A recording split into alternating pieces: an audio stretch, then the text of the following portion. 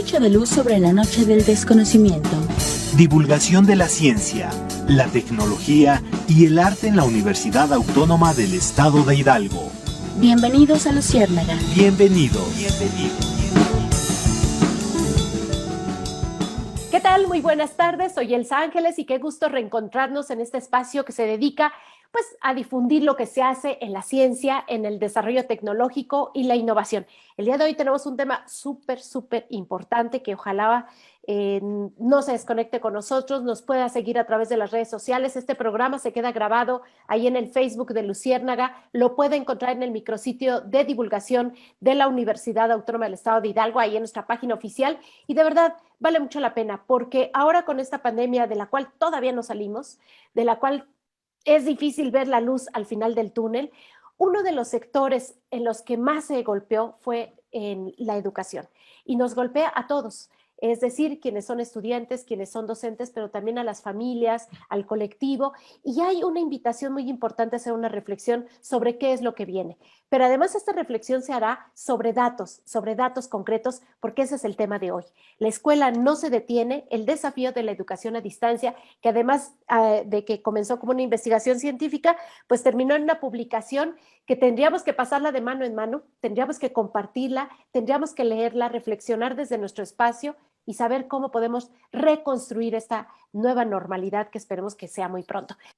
Bien, pues para los que nos siguen en radio, ahora les voy a presentar a nuestros invitados y después los invito a escuchar una breve semblanza de ellos. Están con nosotros la doctora Rosalena Durán González del área académica de Ciencias de la Educación de la Universidad Autónoma del Estado de Hidalgo, una amiga muy querida para mí porque la admiro como investigadora y como persona. Es una investigadora comprometida con lo que está afuera de su aula, así que por eso la estimo muchísimo. Bienvenida, Rosalena. Muchas gracias, Elsa. Un saludo. Muchas gracias.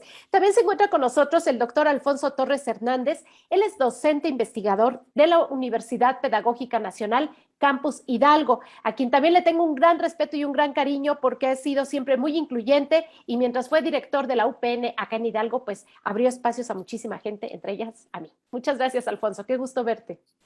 Gracias, un gusto estar aquí. Gracias. Y por último, está con nosotros Amílcar Torres Martínez. Él es estudiante del doctorado en Ciencias Sociales por la Universidad Autónoma del Estado de Hidalgo, pero es una joya, es una joya como investigador, ha hecho cosas muy interesantes, ha publicado muchísimos libros de los cuales ahorita les vamos a platicar, así que bienvenida, Amílcar. Gracias. Y para quienes nos siguen aquí en las redes sociales, pues les cuento rápidamente. La doctora Rosalena Durán González es licenciada en Educación por la Universidad Pedagógica Nacional, cuenta con una especialidad, maestría y doctorado en Ciencias de la Educación por la Universidad Autónoma del Estado de Hidalgo, es miembro activo del Sistema Nacional de Investigadores, ahora nivel 1, y sus líneas de investigación están enfocados a estudios sociales y culturales relacionados con diversidad, interculturalidad, género, niños, niñas y mujeres de origen indígena, violencias y derechos humanos. Y es coautora de este libro maravilloso que se llama La escuela no se detiene, el desafío de la educación a distancia, publicado por la Secretaría de Educación Pública del Estado de Hidalgo, y de esto vamos a hablar el día de hoy. Bienvenida. Y también el doctor Alfonso Torres Hernández, les cuento un poquito, él es profesor de educación primaria por la Escuela Normal Federal Valle del Mezquital, cuenta con dos licenciaturas, una en Ciencias Naturales por la Escuela Normal Superior y la segunda en Educación Primaria por la Universidad Pedagógica Nacional. Es maestro en Educación, también por esta misma institución, doctor en Ciencias de la Educación por la Autónoma del Estado de Hidalgo, fue director de la UPN Hidalgo, articulista en revistas educativas y en el diario Milenio Hidalgo con la columna Apuntes Pedagógicos, que recomiendo muchísimo, soy una de sus lectoras, y es, por supuesto, coautor de este libro del que vamos a hablar el día de hoy. Y por último, Amílcar Torres Martínez, estudiante del doctorado, pero él, bueno, pues les cuento, es egresado de la Escuela Normal de las Huastecas, acá en Hidalgo, licenciado en Historia de México por nuestra Casa de Estudios, es maestro y estudiante del doctorado actualmente en Ciencias Sociales por la Universidad Autónoma del Estado de Hidalgo, cuenta con un diplomado en Enseñanza de la Ciencia por la Universidad La Salle, es autor y coautor de 8 libros, entre ellos pues el tema del que vamos a hablar el día de hoy. Bien, pues ahora me gustaría que de manera muy breve los tres intervinieran en el momento que ustedes quisieran para decirnos cuál es el antecedente de este trabajo de investigación, por qué termina en un libro, y la pandemia pues aún no concluye, pero ustedes ya hicieron un primer diagnóstico de qué onda con la educación. ¿Quién quisiera iniciar? Roselena. Vamos. Bueno, gracias. Yo gratamente fui convocada precisamente a participar en este estudio, que es precisamente un diagnóstico a partir de una encuesta que se realizó a docentes y padres de familia. Me pareció un estudio que realmente era necesario, importante, y sobre todo que la SEP fue la que estuvo de alguna manera, ha estado preocupada por estos temas, ¿no? Así es. Entonces yo me sumé al equipo de la SEP en este aspecto, recibí la invitación del maestro Amílcar y eso es así mi participación en este libro. Perfecto, muchas gracias. Alfonso Bien. Amílcar, adelante. Sí, bien. Cuando se decreta la suspensión de actividades escolares en marzo de 2020 y que pensamos que esto iba a ser como temporal, ¿no? Que algunas cuantas semanas, que se juntaba después con las vacaciones de Semana Santa, bueno, en el nivel básico, y que regresaríamos. Después se fue alargando unas semanas más. En ese momento pensamos que era algo transitorio y que sería una temporada muy corta. Entonces, pensamos que habría que tomar algunos elementos, ¿no?, de información de algo que sería histórico en el momento, ¿no? Recuperar todas estas cuestiones de estos retos que estaban enfrentando y que siguen enfrentando ahora los docentes y los padres de familia de este estado para brindar educación a distancia. De ahí que se tomaron y se tomó la determinación, bueno, de hacer un pequeño estudio en un primer momento a través en esta parte cuantitativa de 2 encuestas, una a docentes y otra a padres de familia. Y en este proceso, bueno, pues nos conjuntamos una información obtenida a través de la participación de 1,600 docentes, básicamente, 1,620 docentes y más de 13,170 padres de familia. Entonces, la información que ellos nos proveyeron, bueno, eso es lo que tenemos y vamos recuperando en esta información en el primer apartado de este libro. Muy bien. Alfonso, ¿cómo te sumas a este equipo de trabajo? Gracias. Pues nace primeramente por el interés de querer documentar y reflexionar sobre lo que los docentes estaban haciendo en este escenario inédito que les presentó la pandemia, o que nos presentó a todos la pandemia, ¿no? A partir de ello, elaboramos unos cuestionarios para aplicarlo, de preguntas abiertas a un buen número de docentes. Fueron en un primer momento poco más de 100 docentes y después poco más de 200 docentes, ¿no? Así es. De tal manera que recuperamos, pues, de primera mano lo que ellos estaban viviendo como experiencia, ¿no?, a todas las problemáticas que se estaban enfrentando. Entonces, cuando estábamos en este proceso, tuvimos comunicación con el director general de Desarrollo Curricular, el maestro Oscar Monter, y platicamos sobre la posibilidad de conjuntar 2 visiones. Una visión de tipo cuantitativo, que había realizado particularmente en este ejercicio de investigación la doctora Roselena y Amílcar, ¿no? Y conjuntarlo con lo que yo había tenido. Y de esa manera empezamos a dialogar, de tal manera que el producto pues es el que tienes en tus manos. Perfecto. Muchísimas gracias. Pues permítanme ir a un corte, regresamos, no se desconecten, píquenle las costillas a quien sea docente, quien la esté pasando difícil como padre de familia o que sea un tomador de decisiones o tomadora de decisiones en el sector educativo. Vamos a un corte y regresamos. Continuamos con Luciérnaga. Un bicho de luz sobre la noche del desconocimiento.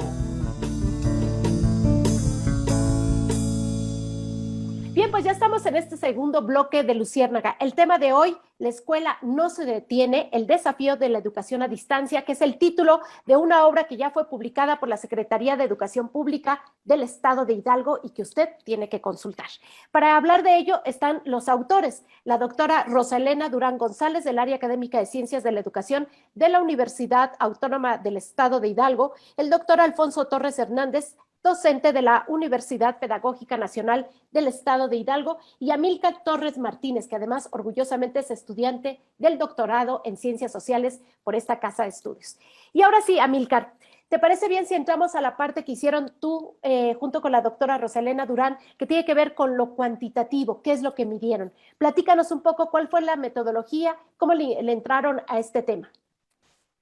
Sí, básicamente cuando inicia este periodo de pandemia y que todos tienen que realizar a distancia, pensamos que la única manera en ese momento de poder tener contacto con nuestros informantes, pues era a través de lo virtual, ¿no? Así es que lanzamos 2 encuestas a través de Google Forms, con una serie de preguntas que nos permitieran obtener información acerca de cómo estaban enfrentando este proceso.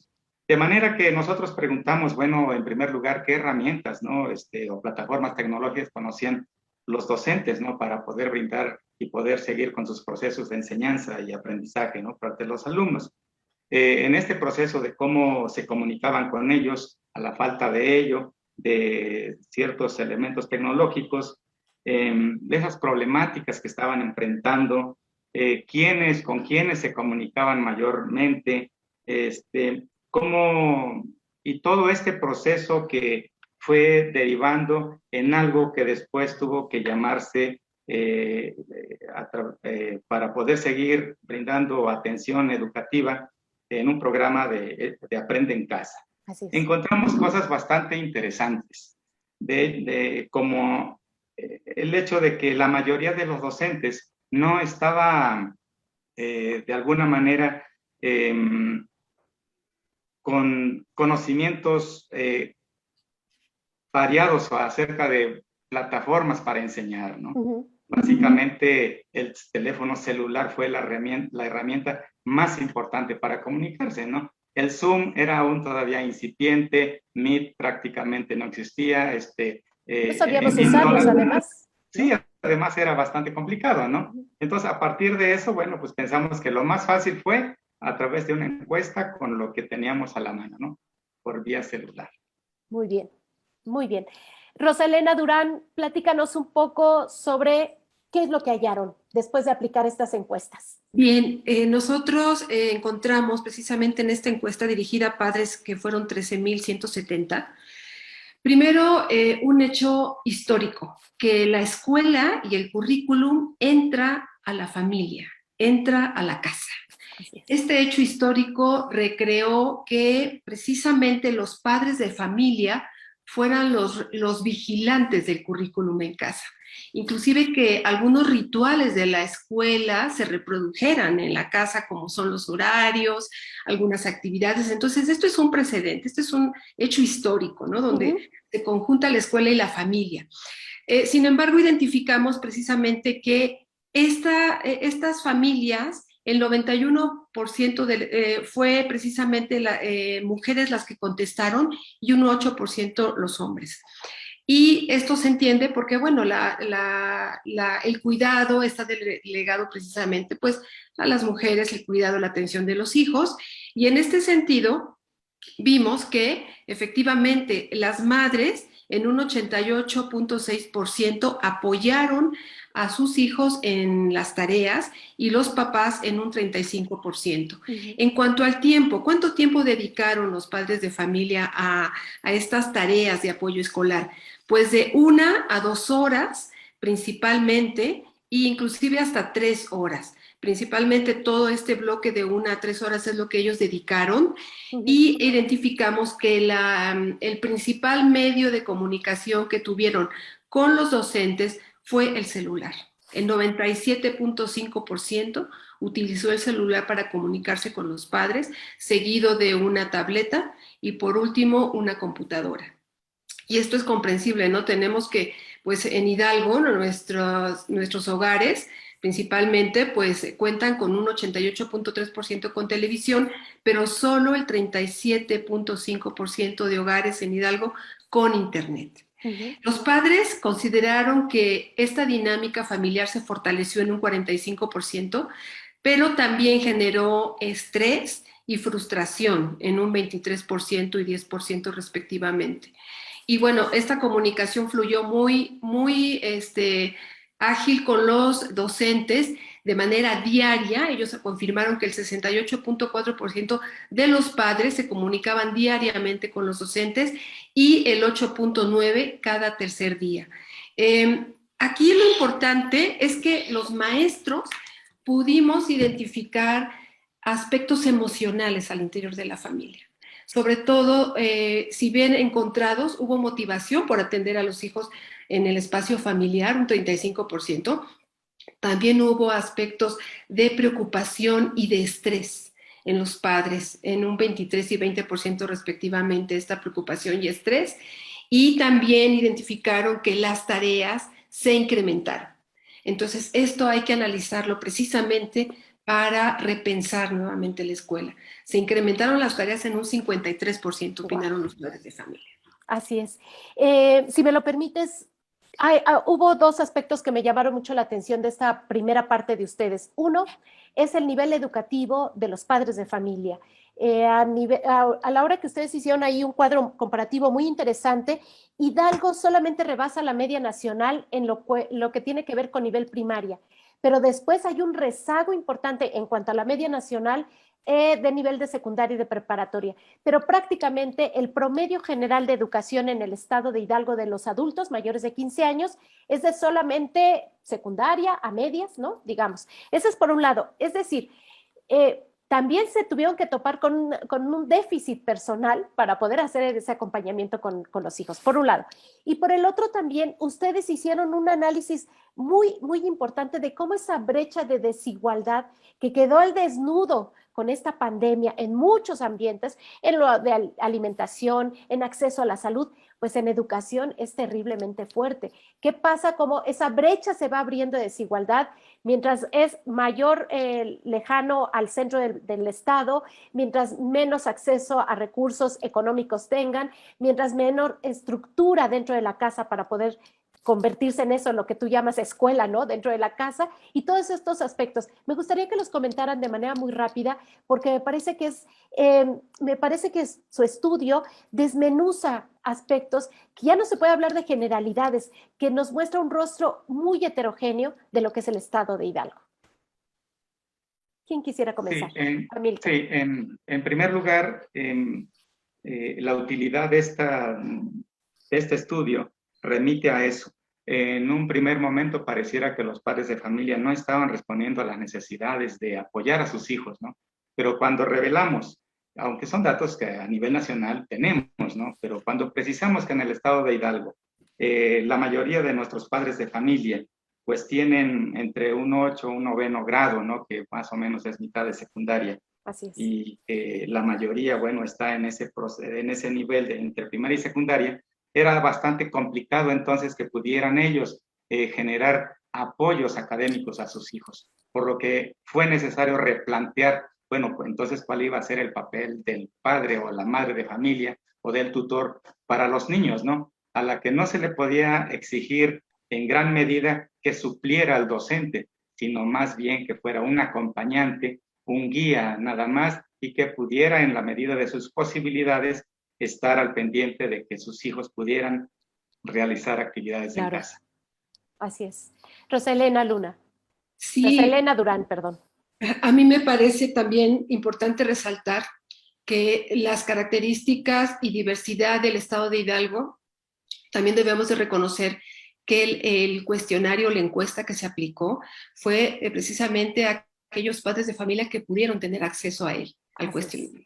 Entonces tenemos una población dispersa, muy dispersa, en el que precisamente los docentes tuvieron que utilizar sus herramientas, sus mecanismos de comunicación con las familias, ¿no? Inclusive pues de caminar y de ir a las comunidades, de llevar mensajes o cartas, ¿no? A los padres de familia para precisamente llevar la escuela a la casa, ¿no? Y que esto precisamente es lo que tú mencionas, Elsa, abre precisamente esta brecha, ¿no? Sumado a la escolaridad de los padres y algunas familias que su escolaridad pues es menor, es de educación primaria, entonces también se complica. Entonces lo que también hay que reflexionar es en estos contextos, en estas diversidades, pero también en estas desigualdades, en donde no hay acceso al Internet, no hay acceso a la comunicación, no hay acceso a dispositivos móviles, y que debemos de precisamente valorarlo para plantear precisamente qué vamos a encontrar ahorita en este regreso a clases, ¿no? Este rezago, esta deserción escolar y sobre todo aspectos emocionales. Así es. Muchísimas gracias a los dos. Y bueno, ustedes plantearon, de verdad, es un libro que yo lo llené de anotaciones y de subrayados y demás de cosas que me llamaron la atención.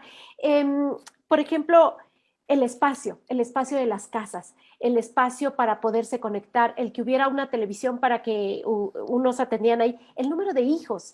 ¿En qué grado estaban los hijos? La gran mayoría estaban a nivel primaria, pero había familias que tenían 3, 4 hijos, 2 en nivel primaria, los de preescolar, que es todo un caso que Alfonso habla bastante bien en la parte que le tocó él analizar. ¿Cómo podías tener 2 hijos de primaria con horarios distintos de clases en televisión, ¿no? Y luego contestar las tareas, hacerlas a través de una computadora, mandarlas a través de un correo electrónico, un WhatsApp. De verdad que es sumamente complejo. Y yo nada más para cerrar esta parte que tiene que ver con la cuantitativa, el análisis cuantitativo que hicieron Roselena y Amílcar, traen en la contraportada del libro, una cita textual de Francesco Tonucci, ahorita nos platican quién es. Dice textualmente: hasta antes de la pandemia y en otros casos, un tiempo más atrás, los niños y adolescentes tenían 3 espacios de interacción y desarrollo con sus compañeros y amigos: la casa, la escuela y la calle. A partir de algún tiempo, la inseguridad les quitó la calle. Ahora la pandemia les quita la escuela, quedando la casa como único reducto desde donde, en el mejor de los casos, tienen que interactuar a distancia y realizar procesos de estudio. Ese es el tema que estamos abordando hoy en Luciérnaga. Vamos a un corte y regresamos. Continuamos con Luciérnaga. Un bicho de luz sobre la noche del desconocimiento. Bien, pues ya estamos en este tercer bloque del programa del día de hoy. La escuela no se detiene, el desafío de la educación a distancia, una investigación científica de 3 instituciones diversas, y que afortunadamente lo convirtió en un libro la Secretaría de Educación Pública del Estado de Hidalgo. Y bueno, pues yo supongo que la Secretaría va a ser muy difícil que tenga los recursos para hacer suficientes ejemplares, pero nos sumamos a lo que podría ser una cruzada de información. Por lo menos acá desde Luciérnaga, y como directora de divulgación de la ciencia me sumo a las autoridades, porque lo que contiene este libro es muy importante. Y para hablar de ello están los autores, quienes hicieron esta investigación: la doctora Roselena Durán González, del área académica de Ciencias de la Educación de la Universidad Autónoma del Estado de Hidalgo; el doctor Alfonso Torres Hernández, docente de la Universidad Pedagógica Nacional Hidalgo; y Amílcar Torres Martínez, estudiante del doctorado en Ciencias Sociales de esta casa de estudios. Y ahora sí, este libro, esta investigación se dividió en 2 partes. Una, que fue una investigación cuantitativa, es decir, números, estadísticas, cómo andamos, cómo están viviendo esta pandemia en la parte educativa las familias, los docentes. Pero la segunda parte tiene que ver con la cuestión cualitativa, es decir, cómo se está viviendo toda esta realidad. Y esta parte la trabajó el doctor Alfonso Torres. Alfonso, tú partes de un diagnóstico muy difícil, porque nos haces una cronología de lo complicado que fue esta pandemia. Digo, no es culpa de las autoridades, más bien nadie nos imaginábamos que iba a durar tanto tiempo, y entonces fueron tropezones y tropezones de una orden y después otra, y después mucha confusión para los docentes. Pero además de eso, pues desarmados para poder confrontar esto de la educación desde casa. Si nos pudieras platicar cuál fue la metodología, cómo lo hiciste y a qué conclusiones llegaste. Gracias. Pues inicialmente comentaba que era el interés por documentar y reflexionar sobre lo que los docentes estaban haciendo en este escenario inédito que se les presenta a partir de marzo del 2020. Uh-huh. Para comprender un poco ya en la escritura de todo el acercamiento que tuvimos con los docentes, lo que se ofrece primero es como el contexto de la situación, ¿no? Entonces damos un referente ahí de lo que es el COVID, ¿no? Y una parte que a mí me gustó mucho hacerlo fue darle seguimiento a los comunicados que la Secretaría de Educación Pública estaba dando a los maestros a nivel nacional, ¿no? A partir de esos comunicados, lo que yo advierto es de que había una visión específica de la SEP sobre el problema, ¿no? Los maestros en marzo de 2020 se enfrentaron simplemente se les dijo se van a confinamiento en casa y a realizar el trabajo desde casa, ¿no? ¿Con qué? La gran pregunta de los maestros fue, ¿y cómo? ¿No? Exacto. ¿Cómo le vamos a hacer? ¿No? ¿O qué voy a hacer? ¿No? Entonces, a partir de esto, lo que yo reconozco ahí es de que había dos visiones distintas. Una de parte de la Secretaría de Educación Pública, que evidentemente desde la visión institucional prioriza otras cuestiones, como es el asunto de la cobertura, como es el asunto de la implementación de programas genéricos, ¿no? Pero no atiende el asunto de las particularidades. Entonces, en la cuestión de la particularidad de lo que estaban haciendo los docentes, es donde uno empieza a pensar, bueno, y uno se pregunta, ¿cómo le están haciendo los docentes? Así es. Entonces, elaboraron dos cuestionarios, uno para la primera fase, que fue del cierre del ciclo anterior, el ciclo escolar anterior, y otra al inicio del presente ciclo, donde se implementa ya con mayor puntualidad y con auxilio de televisoras el programa Aprende en Casa, ¿no? ¿Qué es lo que quería la Secretaría de Educación Pública y qué es lo que pensaban también los maestros? Pues era un asunto, de manera genérica, comprenderlo como darle continuidad pedagógica al trabajo, ¿no? Entonces, a partir de esa continuidad pedagógica, los maestros lo que nos comentan, lo que nos responden en los cuestionarios, pues es una problemática que la Secretaría de Educación Pública parece no haber reconocido en un primer momento, ¿no? Una cuestión de ella es de que no recibieron una capacitación. Así es. Sino recibieron indicaciones. O sea, recibían indicaciones de qué hacer, pero no tenían una capacitación. En el caso del estado de Hidalgo, por ejemplo, la capacitación en habilidades tecnológicas vino al cierre del curso escolar, ¿no? Una capacitación masiva a más de 30,000 docentes, ¿no? Pero en el periodo crítico, que fue entre abril, mayo, junio, pues no hubo una sistematización en ofrecerle a los docentes o en apoyarlo pedagógicamente en qué hacer en estas situaciones.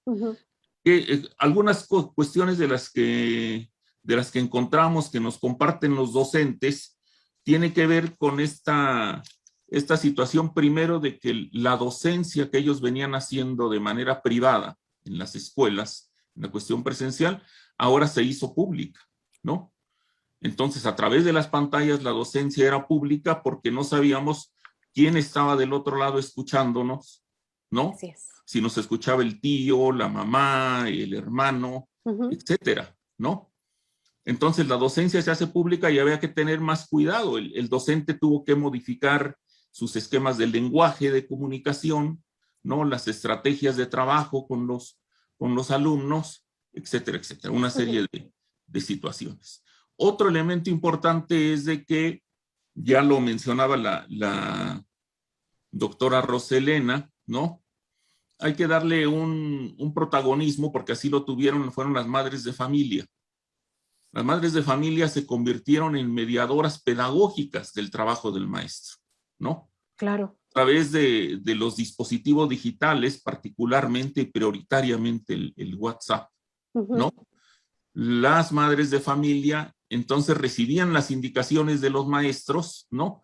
Y ellas a su vez las transmitían a sus hijos. Entonces sucede ahí una cuestión pues muy interesante, ¿no? En lo que tiene que ver esto que los maestros siempre hemos buscado, ¿no? El apoyo de los padres de familia, ahora se tuvo que dar por una necesidad en esta situación de pandemia, ¿no?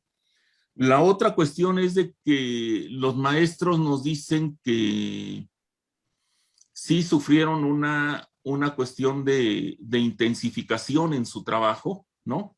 Producto de las demandas administrativas de sus autoridades inmediatas, ¿no? Superiores, ¿no?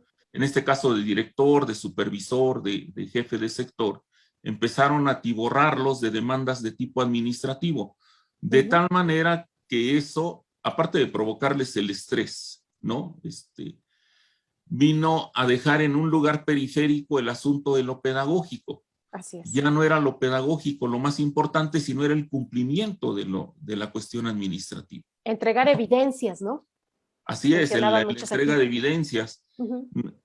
Finalmente, esa entrega de evidencias tuvo un conflicto al final del ciclo escolar por esta cuestión del asunto de la evaluación, ¿no? Uh-huh.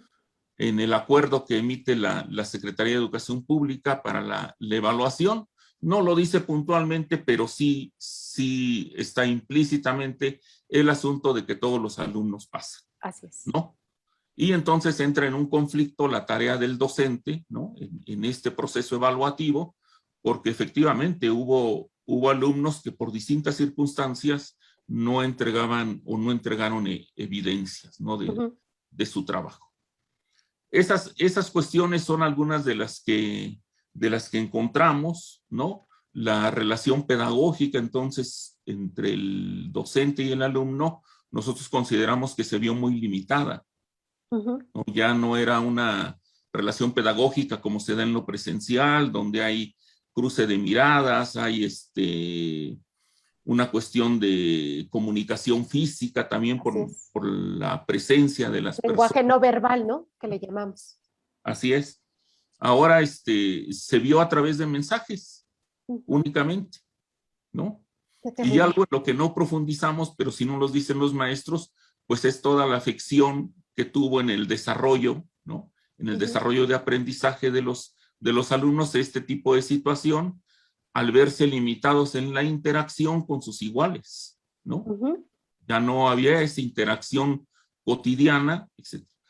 Y la otra cuestión que poco documentamos también, pero sí la dejamos ver, es este ingreso de los niños a la escuela, ¿no? Los niños de primero de preescolar en este ciclo escolar, o los niños de primero de primaria o de primero de secundaria, ¿no? Que se enfrentan a un ciclo escolar, pues, diferente a como seguramente se lo habían platicado sus papás, ¿no? Hasta ya no desmotivante, ¿no? De convivencia y relación con sus iguales, ¿no? Así es. Alfonso, hay muchas cosas muy importantes que están planteadas en esta parte del libro que a ti te tocó, pero hay una que me llama mucho la atención, una reflexión que tienes en la página 122 que dices, le pusiste como título, reflexiones pedagógicas o pandémicas, ¿no? En pregunta, en interrogación. ¿Cuál sería como lo principal que tú terminas ahí planteándonos en este sentido de reflexiones pedagógicas? Deberíamos de estarnos preocupando sobre el proceso de aprendizaje, sobre cómo podrían asimilar los conocimientos, qué nuevos retos tendríamos que enfrentar, pero resulta que hay algo que sobrepone a todo esto, que es una pandemia. Entonces, ¿a qué conclusión llegaste con esta sección? Bueno, lo que tratamos de ahí es de recuperar un poco el sentir de los docentes, porque fue una pregunta que les hicimos, o sea, ¿qué reflexión pedagógica les deja la pandemia o esta situación que están viviendo? Y una cuestión que enfatizaron mucho fue el asunto de las condiciones de su trabajo, ¿no? Particularmente, es una cuestión que no ha querido poner la Secretaría sobre la mesa, ni el sindicato, les implica, ni los mismos maestros, que es el asunto del número de alumnos por docente, ¿no? O número de grupos por docente, ¿no?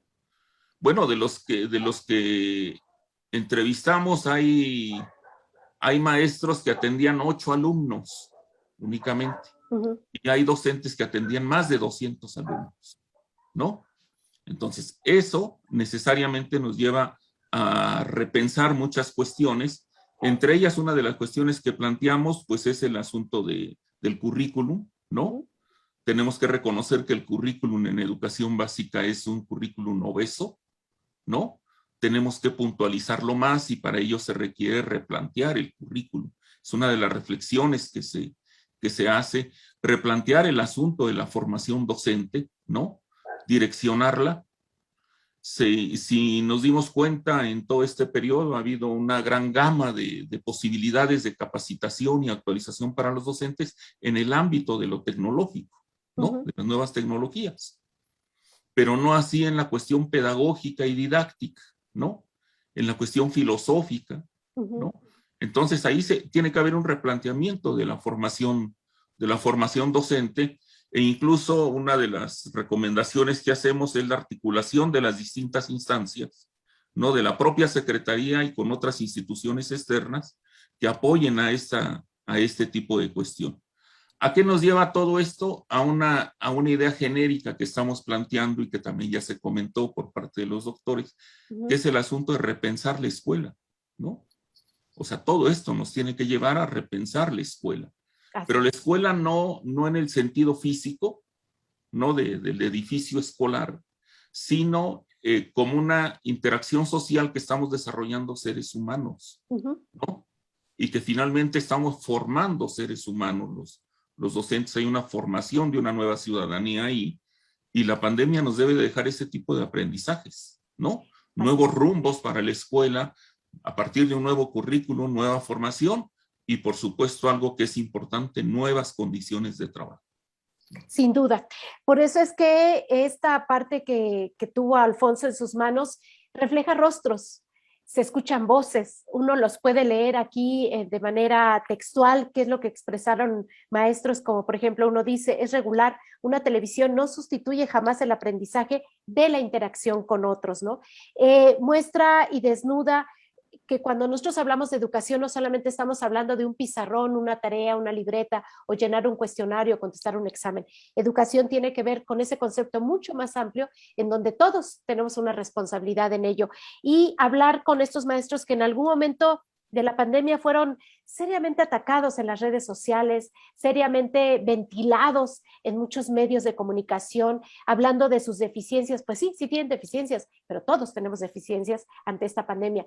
Todos nos sorprendió y esta pandemia nos puso enfrente en un espejo el no sabes esto, no sabes el otro, y todo lo que sí sabías pareciera que no era importante, ¿no? E incluso los propios niños, creo que ahora que salgan los estudios sobre la cuestión emocional de los niños, niñas y adolescentes, de los propios jóvenes universitarios, cómo han vivido toda esta etapa, seguramente también saldrá a relucir del yo consideraba que era una buena estudiante y de pronto dejé de ser una buena estudiante ante una pantalla que me recordaba cada rato que tenía yo muchas deficiencias. Y eso nos pasó absolutamente a todos. De verdad, el capítulo que le tocó a Alfonso vale la pena revisarlo una y otra vez y señalar a quienes les toca hacer los cambios necesarios para esto, porque la escuela, con todo y pandemia, no se detuvo. Vamos a un corte y regresamos. Continuamos con Luciérnaga. Un bicho de luz sobre la noche del desconocimiento. Bien, pues ya estamos en el último bloque de este Luciérnaga de hoy. Es este libro, vale mucho la pena revisarlo. Ojalá se pueda compartir de manera digital y pueda llegar a muchas personas. Creo que muchos padres se van a sentir menos culpables, menos angustiados. Muchos alumnos se van a sentir mucho más comprendidos, pero también los maestros, los docentes se van a sentir que alguien los escuchó, que alguien les preguntó cómo realmente la estaban pasando, cómo la siguen pasando con esta pandemia. Y además esta pandemia no se ha acabado, no sabemos qué sigue, no sabemos por dónde lo vamos a seguir para poder enfrentar el próximo año. En este último bloque a nuestros invitados yo les pediría ya una reflexión final. De hecho, su libro, en la última parte, vienen recomendaciones para un futuro inmediato y alrededor de ello hay muchísimas cosas muy puntuales que ustedes están señalando a los diferentes actores que tienen que ver con la educación en este contexto. ¿Quién quisiera comenzar a cerrar esta reflexión con esta parte de recomendaciones?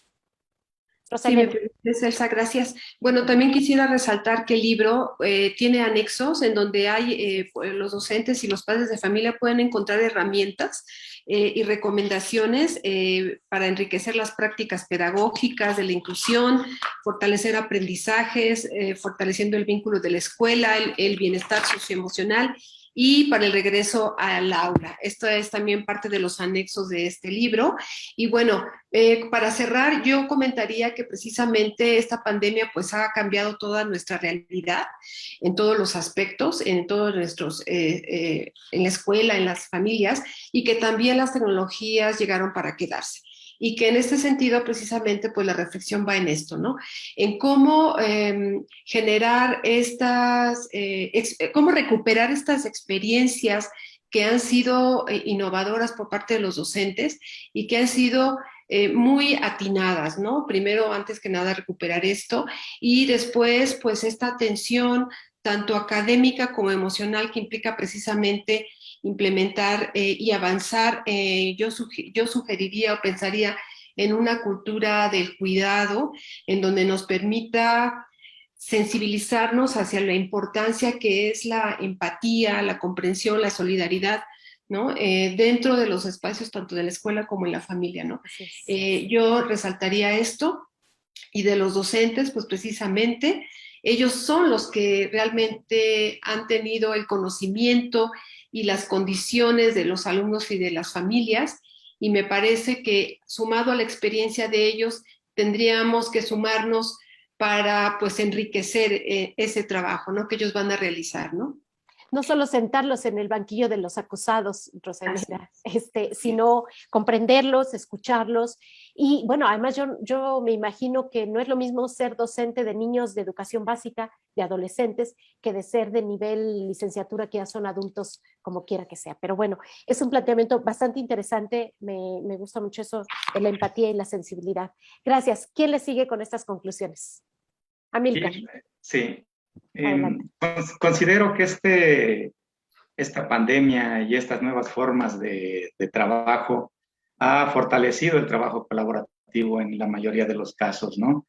Hay cuestiones complicadas, pero el distanciamiento social nos ha permitido interactuar a través de estas plataformas y que de alguna manera el trabajo salga de estas nuevas maneras de hacerlo.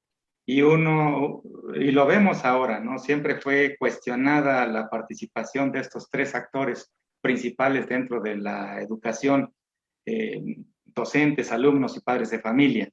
Ahora la necesidad hizo que nuevamente se reagrupara en las condiciones diversas de las que hemos planteado, ¿no?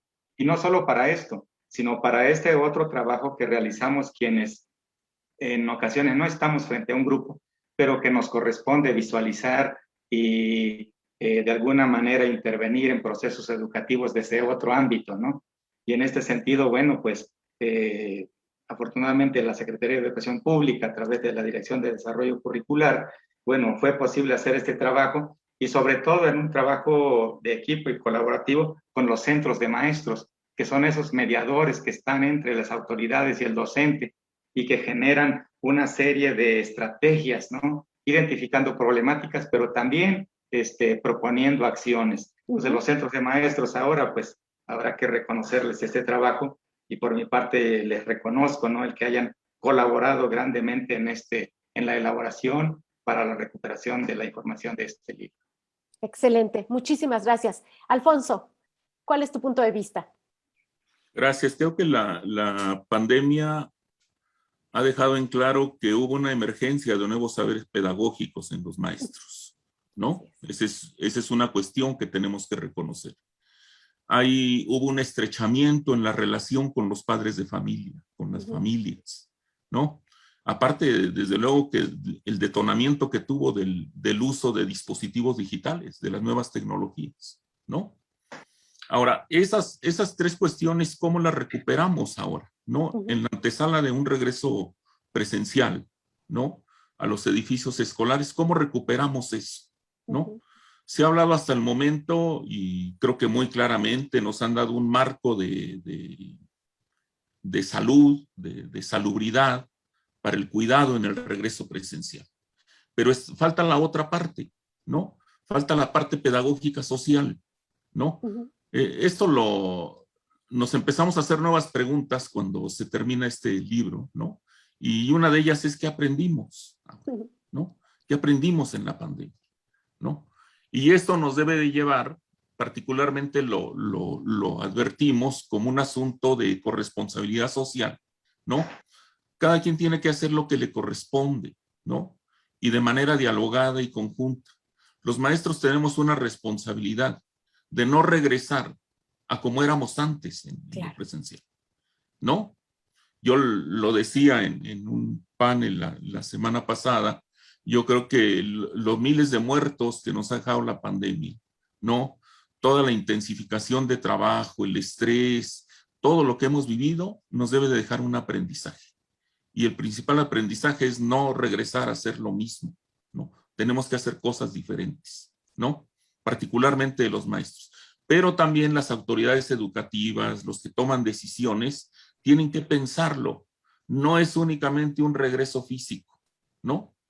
Es un regreso a querer, a mirarnos nuevamente y de manera distinta como seres humanos, como sujetos sociales, que vamos a estar en unas instituciones y que vamos a estar formando las sociedades futuras, ¿no? Es una formación de nueva ciudadanía, pero de manera distinta.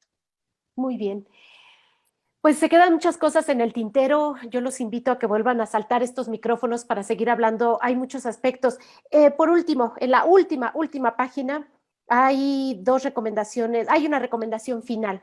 Atención focalizada a docentes de preescolar indígena, primaria indígena, unidocentes que no cuentan con internet ni condiciones para implementar clases con tecnologías ni medios de comunicación. En lo personal, nada más quisiera compartir que a mí se me ocurrió nada más por levantar el ánimo, por sentirme menos peor frente a toda esta realidad, dar clases de regularización en una comunidad no muy lejana de la capital de Pachuca, en el municipio Mineral del Monte, y pues jalé a un ejército de estudiantes universitarios de diferentes carreras a que diéramos clases de regularización a niños de CONAFE, que ni siquiera por WhatsApp, una vez a la semana, ya les llegaban las tareas, ¿no?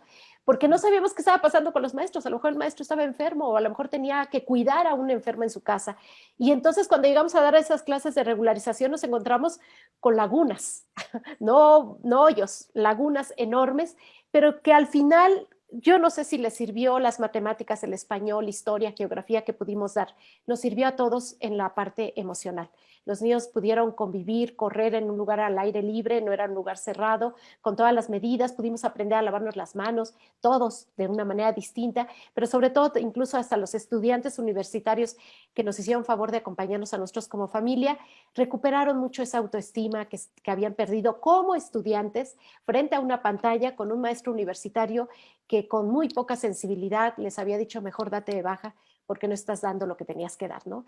Justo del grupo grande que nos estuvieron acompañando, que fueron 12, 15 muchachos, 3 de ellos ya se habían dado de baja de la carrera y que pues lo único que esperamos cuando cerramos estas tareas, estas clases de regularización, fue pues animarlos a que regresaran a la universidad, a insistir que pues exacto, como lo que dice Alfonso, no son las mismas condiciones, no nos puedes exigir lo mismo, tenemos que ser muy creativos y tenemos que levantar el ánimo. Entonces, pues esa labor social nos ayudó a percibir esta realidad con empatía, con sensibilidad, pero sobre todo a recuperar que no tengo algunos saberes y algunas habilidades tecnológicas, pero tengo otras que pueden ser útiles para otras cuestiones.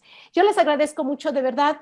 Tienen que darlo a conocer, tiene que difundirse, tiene que compartirse unos a otros, sobre todo con una mirada muy humana para decir lo que dice Alfonso, no podemos regresar a ser iguales, los mismos en todos los ámbitos, pero mucho menos en el ámbito educativo. Les agradezco a los tres, ha sido un honor escucharlos, nos quedamos con muchas preguntas y por favor asalten estos micrófonos en otro momento. Muchas gracias. Gracias Alfredo Barrón, quien nos apoya en la producción de este programa, que es el director de Radio Huejutla, a Daniela Villegas, nuestra productora en Pachuca, y a todas las personas que hacen posible que este programa Luciérnaga de divulgación de la ciencia se pueda replicar a través de las 6 estaciones que tiene el Sistema Universitario de Radio de esta casa de estudios y que orgullosamente podemos llegar justo a esas comunidades indígenas a las que tenemos que voltear a ver, porque es una de las desigualdades que tiene que dolernos, que nos tiene que pesar a esta sociedad. Muchísimas gracias. Yo soy Elsa Ángeles y tengan una feliz tarde. Divulgación de la ciencia, la tecnología y el arte en la Universidad Autónoma del Estado de Hidalgo. Entrevistas, información, actividades institucionales en materia de investigación. Te esperamos el próximo martes a las 12 horas. Luciérnaga. Luciérnaga. Luciérnaga.